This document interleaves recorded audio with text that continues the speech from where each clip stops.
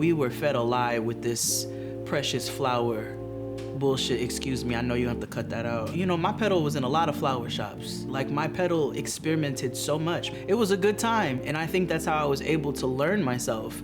And I think growing up, we were told often that that makes you something else. Sexiness does not look one way. It is not a monolith. Some people are sexy when they're at their goofiest. Some people are sexy while they're in the kitchen. Being able to respect everybody in their individual sexiness is important. Yeah, I know I'm sexy in the kitchen. I know I am. And when I put that plate in front of you, everybody wants a piece. I've been on my own since I was 18. So I would host Thanksgiving, and I would call it Lost Boys Thanksgiving, because it would be all my friends who didn't have family or didn't have family they were in touch with, and I would just bring everybody together and do Thanksgiving with them. I was born in the 80s, lived in the 90s. I have cousins who have passed away from complications from AIDS and HIV. Having heard that there is something out there that is preventative for my friends in my community, it was shocking. When I was approached to have this conversation, I was like, I'm a cis straight black woman. Like, what do y'all want to talk to me about PrEP for? To find out that my community that I'm also a part of has access to this is really refreshing. There's a high percentage of our community that is exposed, and this is HIV prevention, which they didn't have that when we were younger. This is how I protect myself, and I don't have to, get any approval from anybody. Like, that part. I deserve. Exactly. I also just feel like women tend to feel like in partnerships, like every aspect of our self-care, especially when it comes to our reproductive health, needs to be discussed with a partner. Right. We can take the power into our own hands and be in charge of our stuff like we always have to. And I'm glad that we can introduce it to the rest of the squad. No, I love that you mentioned how much they're traveling. It's not a trip until you have yourself an Because some of the girlies are on all the apps in all the countries. And I love it. I'll be honest with you, I feel like my husband and I could have had more conversations. We just kind of dove in and assumed. The one thing that we did talk about was respecting one another enough to be able to tell the whole truth. Just getting that information out there to everybody, black men, black women, like I think a lot of people just don't know, like it's accessible to them too. I mean, I'm gonna be honest with you, I wish they had it when we, first got together.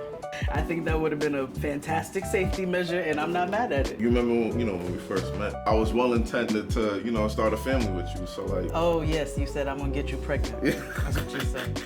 HIV does not discriminate against anybody. So I think it is important for black women to know how to protect themselves in every form and facet. And I think just letting people know there's an additional step that you can take for your own physical safety, no matter what the status of your relationship, non-relationship, how much you out here, how much you not out here, there is another way for you to protect yourself through PrEP. So you told me about PrEP. Yeah, girl, I keep telling you, it is for everybody. The gays, the girlies, the ladies, it is for everybody. Across the board. I met somebody who was positive, and I wanted to engage in like a romantic relationship with them, and so I've been on it ever since. No, I don't think PrEP is visible enough within our community, especially. Oftentimes, judgment shrouds a lot of how we approach conversations. So the couple we went out with the other night, they opened up their relationship. I was like, okay, so what are we doing, for our safety and whatnot? And she told me she's getting ready to get on PrEP.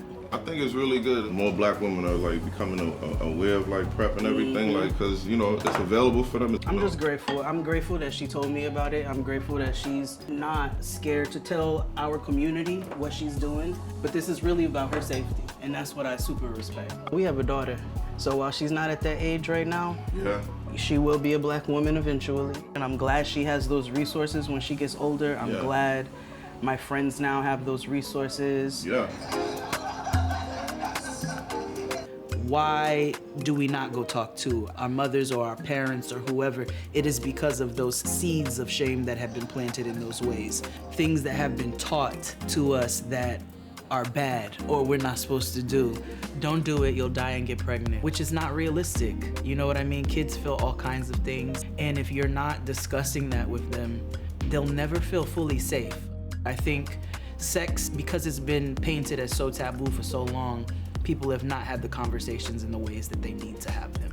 My biggest thing for our daughter is that we haven't always been empowered to be able to do what we need to do. Yeah. And so she's gonna be able to have that access. And also, this is for her, it's not for anybody else. I'm looking forward to that conversation. Like, and I'm you- not, but we're gonna you're have not- to have it. You have to check yourself and look in the mirror oftentimes. I don't want to have any of these conversations. And then I had to ask myself, why don't I want to have those conversations? We should do a whole episode to let everybody know that PrEP is for everybody. Because, you know, some people, you know, are scared to talk to their doctors about it. Right. You know, let's not might be as well scared. Just be honest. So in the same way that you have to advocate for yourself throughout your medical history in general, I think you need to do the same when it comes to your safety and prevention as well. The assumption is, as women, specifically Black women, we already know about the mortality rates, that you don't know what's best for you. Being able to have access to everything that we can control that's going into our bodies like this.